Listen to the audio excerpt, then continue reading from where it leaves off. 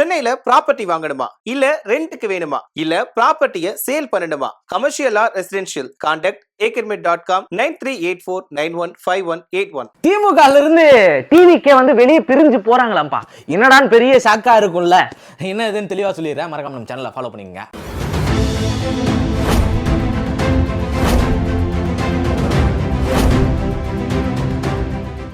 வணக்கம் ஃப்ரெண்ட்ஸ் மக்களே, இது நம்ம என்னங்க சார் உங்க சட்டம் அப்படின்னு கேட்குற ஒரு செய்தி தான். திமுகலேருந்து டிவிக்கே பிரிஞ்சு போகுது அப்படின்னு கேட்டதும் நீங்கள் உடனே விஜய் எப்போ திமுகவில் சேர்ந்தார் அப்படின்ற பெரிய சந்தேகத்தில் இருந்துருப்பீங்க.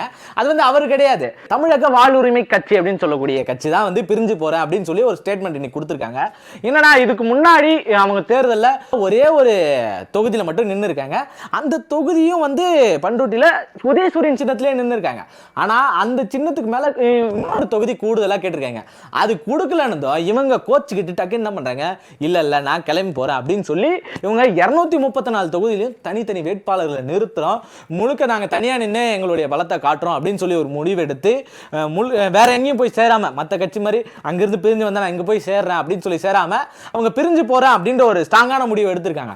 இந்த சூழல்ல வந்து பாத்தீங்கன்னா இவங்களே பிரிஞ்சு போறன்ற சூழல்ல இருக்கும்போது இன்னொரு பக்கம் மார்க்சிஸ்ட் கம்யூனிஸ்ட் கட்சிக்கும் சரி, விசிகா கட்சிக்கும், திருமாவளவனுடைய விசிகா கட்சிக்கும் சரி, இது ரெண்டுத்துமே வந்து கொஞ்சம் இழுபறியாவே இழுத்துக்கிட்டே இருக்காங்க. இழுபறி இல்ல, நாங்க வந்து தாமதம் தான் ஆகுது, சொல்றதுக்கு தாமதம் தான் ஆகுது அப்படின்னு ஒரு பக்கம் சொன்னாலும், திருமாவளவன் அப்படி சொன்னாலும் இங்க ஒரு சின்ன லேக் இருக்கு. இவங்க இழுபறி பண்ணல. இழுபறி பண்றது யாருன்னா திமுக அதை இழுபறியா இழுத்துக்கிட்டு இருக்கு. இந்த இழுபறி எல்லாம் சமாளிச்சு இவங்க என்ன கொடுக்க போறாங்க, எத்தனை தொகுதி கொடுக்க போறாங்க அப்படின்னு தெரியறதுக்கு முன்னாடியே ஒரு பக்கம் இரட்டை இலக்கு வாங்கினாலும் அது வந்து பெருமை கிடையாது, இரட்டை இலக்கை விட நம்ம கொள்கையில உறுதியா இருக்குமா அதுதான் நமக்கான பெருமை அப்படின்னு சொல்லி திருமாவளவன் சொன்னது பெரிய தாக்கத்தை கொடுத்திருக்கு அப்படின்னு நம்ம சொல்லலாம். திருமாவளவன் அப்படி சொன்னது இந்த இடத்துல எப்படி ஸ்ட்ராங்கா நிற்கிறாரு, அவர் கொள்கையில எந்த அளவுக்கு இருக்காரு அப்படின்றது தெரிஞ்சுக்கலாம். ஆனா இவங்களுக்கு வந்து இந்த தொகுதியை குறைக்கிறதுல இருக்கு இல்லையா, ஏற்கனவே காங்கிரஸுக்கு வந்து பாத்தீங்கன்னா ஒரு பக்கம் 3 தொகுதிகளை வந்து கூடுதலாக்கி கொடுத்துருக்காங்க, 3 சீட்டை கூடுதலாக்கி கொடுத்துருக்காங்க. அது மட்டும் இல்லாமல் ஒரு ராஜ்யசபா சீட்டும் கொடுக்காங்க. ஆனா இவங்களே கதி வேற எங்கேயும் நாங்க பிரிஞ்சு போக மாட்டோம் அப்படின்னு ஸ்ட்ராங்கா இருக்கக்கூடியவங்க இருக்காங்க இல்லையா, அவங்களுக்கு இவங்க என்ன பண்றாங்க அப்படின்னு கேட்டீங்கன்னா பெருசா எதுவுமே பண்றதில்ல. ஒரு இழுபறி இருந்துகிட்டு தான் இருக்கு. இந்திய கம்யூனிஸ்ட் கட்சிக்கு ஆல்ரெடி 5 தொகுதிகள் கொடுத்துட்டாங்க, அவங்க ஓகேன்ட்டு போயிட்டாங்க. ஆனா மார்க்சிஸ்ட் கம்யூனிஸ்ட் கட்சியும் விசிகாவும் இன்னும் வந்து எங்களுக்கு அதெல்லாம் முடியாது, நாங்க எங்களுடைய நிலைப்பாட்டை காட்டியிருக்கோம், கொள்கை முரணம் இல்லாம எப்பவும் உங்களோட இருந்திருக்கோம், இங்கிருந்து நாங்க போக மாட்டோம், ஆனா நீங்க எங்களுக்கு கொடுக்க வேண்டிய இடத்த நீங்க கொடுத்தே ஆகணும் அப்படின்னு சொல்லிக்கிட்டு இருக்காங்க.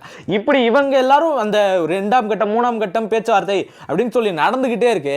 இன்னொரு பக்கம் திடீர்னு ஒரு கூட்டணி உருவாயிடுச்சு. நேற்று தினம் சசிகலா மற்றும் ராமதாஸ் ஐயா இவர்கள் இணைஞ்சு மாபெரும் கூட்டணியை வந்து அமைச்சிட்டாங்க. அவங்க 2 பேருமே வந்து பழி வாங்குற எண்ணத்துல, அதாவது ரிவெஞ்சர்ஸா வந்து இவங்க 2 பேரும் கிளம்பிருக்காங்க. அவெஞ்சர்ஸ் மாதிரி ரிவெஞ்சர்ஸா கிளம்பிருப்பாங்க. ஏன்னா இப்ப ராமதாஸ் ஐயாவுக்கு வந்து எப்படியும் தான் மகனை வந்து பழி வாங்கணும் அப்படின்ற ஒரு பெரிய நோக்கத்துல இருந்துகிட்டு இருக்காரு. இன்னொரு பக்கம் சசிகலா அம்மையாருக்கு சின்னம்மாக்கு வந்து பாத்தீங்கன்னா எடப்பாடி ஐயா அவர்களை வந்து பழி வாங்கணும் அப்படின்ற ஒரு பெரிய நோக்கம் இருக்கு. ஆக 2 பேரும் பழி வாங்கணும், எதிரிக்கு எதிரி நண்பா அப்படின்ற மாதிரி 2 பேரும் சேர்ந்து அவங்க 2 பேரும் எதிரிக்கு எதிரின்னு இருந்திருக்காங்க. இவங்க எல்லாருமே ஒரு லாக்ல மாட்டிக்கிட்டு என்டிஏ கூட்டணில மாட்டிக்கிட்டு இருக்காங்க. எடப்பாடி பழனிசாமிக்கு 14ஆம் தேதி கேஸ் போட்டிருக்காங்க. அது என்னன்னு தெரியும், நம்ம சிபிஐ விசாரணையில ஒருத்தருது, அது நம்ம அன்புமணி ஐயா இருக்கிறது. இப்போ இவங்க சின்ன சின்ன நல்லதுகள் பண்ணாலும் அவங்க கேஸ் அங்க மாட்டிக்கிட்டு அவங்க வெளியே வர முடியாம தவிக்கிறாங்க. அந்த சூழல்ல போய் மாட்டிட்டாங்க. அதை இவங்க 2 பேரும் புரிஞ்சுக்கல. பாத்துங்க, புரிஞ்சுக்கிட்டாங்க அப்படின்னா இவங்களுடைய தாராளமா என் பிள்ளை இல்ல நம்ம சரி நம்ம வளர்த்து விட்ட பையன் அப்படின்னு சொல்லி இவங்க எல்லாம் சொல்லுவாங்க. அதுல இருந்து பிரிஞ்சு வராம இருந்திருப்பாங்க. ஆனா இன்னைக்கு 2 பேரும் அவர் எனக்கு துரோகி, இது பெத்த புள்ள எனக்கு துரோகி, இவங்க 2 பேரும் நம்ம பழி வாங்கியே ஆகணும் அப்படின்ற ஒரு நோக்கத்துல 2 பேரும் இருந்து பழி வாங்குறதுக்கான ஒரு வேலையை இறங்கிட்டாங்க. இவங்க 2 பேரும் அதிமுகவை பழி வாங்குறது முக்கிய குறிக்கோளா எடுத்து பண்ணிருக்காங்க. இந்த பக்கம் ஒரு பக்கம் சீட்டுக்கு எல்லாம் பிரச்சனை. இவங்க வந்து ராமதாஸ் ஐயா இங்க வந்துருவாரு, செல்வ பெருந்தகை கூட சொல்லியிருந்தாரு, ராமதாஸ் ஐயாவோடைய திருமாவளவன் உட்காந்து பேசினாங்கன்னா இந்த பிரச்சனை முடிவுக்கு வந்துரும். அப்படி அவர் பேசும்போது எல்லாரும் போலன்னு பொலந்து கட்டினாங்க. எல்லாருக்கும் தெரியும் தேவையில்லாம நீங்க உள்ள வராதீங்கன்ட்டு. இப்ப அதே சூழல்ல நம்ம வந்து கட்சிக்கு வந்து நெருக்கடி கொடுக்க கூடாது, தலைமை வகிக்கக்கூடிய கட்சிக்கு நெருக்கடி கொடுக்க கூடாதுன்னு சொல்லி செல்வ பெருந்தகை திரும்பவும் சொல்லியிருக்காரு. அதுக்கும் போட்டு அவரை போட்டு வாங்கிட்டு இருக்காங்க. ஏன்னா எப்பா நீ என்ன 3 சீட்டுக்கு பயமுத்தி வாங்கின்னு போயிட்டு இல்ல, நீ இது வரைக்கும் தமிழ்நாட்டுக்கு ஒண்ணுமே பண்ணது கிடையாது, எல்லாம் கெடுதல் தான் பண்ணிருக்கு, உன்னை எதிர்த்து வந்தது தான் திமுக, இதுக்கே வந்து அவங்க உனக்கு 3 சீட்டு எதிர்த்து கொடுத்துருக்காங்க, இதுலயும் நீ பெருசா ஜெயிச்சதெல்லாம் கிடையாது. ஆனா நாங்க அப்படி கிடையாது, சொன்னதுல இருந்து இன்னி வரைக்கும் கொள்கை உறுதிப்பாட்டோட நாங்க இன்னமும் இருந்துகிட்டு இருக்கோம், ஜெயிச்சாலும் தோத்தாலும் பரவாயில்ல அப்படின்னு சொல்லி நாங்கள் இருந்துகிட்டு இருக்கோம். அதை தாண்டி எங்களுடைய 6 தொகுதி கொடுத்தாங்கன்னா 4 தொகுதி நாங்கள் ஜெயிச்சிருக்கோம். இப்படிப்பட்ட சூழலை எங்களுக்கு என்ன வேணும் வேணான்றதை நாங்கள் பார்த்து தெரிஞ்சு வாங்கிக்கிறோம். நீங்கள் கொஞ்சம் சாட்டிக்கிட்டு இருந்தா நல்லா இருக்கும் அப்படின்னு சொல்லி தொண்டர்கள்லாம் கொதிச்சு எழுந்துக்கிட்டு இருக்காங்க. இப்படிப்பட்ட இந்த சூழல்ல இவங்கெல்லாம் வந்து கருத்து தெரிவிச்சுட்டு இருக்கும் போது இந்த தமிழ்நாடு எலெக்ஷன் 2026 எலெக்ஷன் 4 முனை போட்டி அப்படின்னு நினைச்சுக்கிட்டு இருந்தா இந்த 5வது முனையா இவங்க 2 பேர் வந்திருக்காங்க. இவங்க எந்தெந்த தொகுதி 234 தொகுதியிலையும் வந்து போட்டி இடுவாங்களா அப்படின்ற ஒரு பெரிய கேள்விக்குறியோட நம்ம எல்லாத்தையும் நிக்க வச்சுட்டாங்க. இது இல்லாம நம்ம முன்னாடியே சொன்ன மாதிரி டிவிக்கு, அதாவது தமிழக வாழ்வுரிமை கட்சி, அவங்களும் பிரிஞ்சு வந்து அவங்களும் 234 தொகுதியிலும் நின்றுட்டாங்கன்னா இந்த 6 முனை போட்டி வந்து எந்த அளவுக்கு ஓட்டுகளை வந்து பிரிக்க போகுது அப்படின்றது நமக்கு பெரிய எதிர்பார்ப்புகளை வந்து பரபரப்பையும் கூட்டி கொடுத்துருக்கு.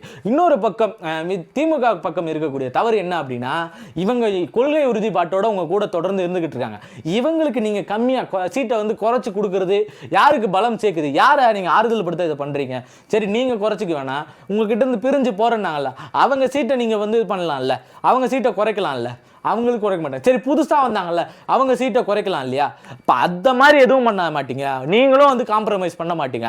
ஆனால் அவங்க கூட என்ன நடந்தாலும் பரவாயில்ல, கூடவே நிற்போம் அப்படின்னு சொல்லக்கூடிய அந்த கொள்கை உறுதிப்பாட்டோட இடதுசாரிகளாக இருக்கக்கூடிய அவங்களுடைய ஓட்டுகளை குறைக்கிறது மூலமா, அவங்களுடைய சீட்டுகள் குறைக்கிறது மூலமா நீங்கள் ஒரு பக்கம் என்ன பண்ணுறீங்க, மறைமுகம் என்ன பண்ணுறீங்கன்னா, இப்போ அந்த பெரும் முதலாளிகளுக்கும் பெரும் அந்த வலதுசாரிகளுக்கும், பாரு நான் உன்னை வரவே இருக்கிறேன், உனக்கு எதிர்ப்பை வந்து நான் கம்மி பண்ணி காட்டுறேன், உன்னோட எதிர்ப்பு அதிகமாக இருக்கு இல்லையா, அதை நான் கம்மி பண்ணி காட்டுறேன்.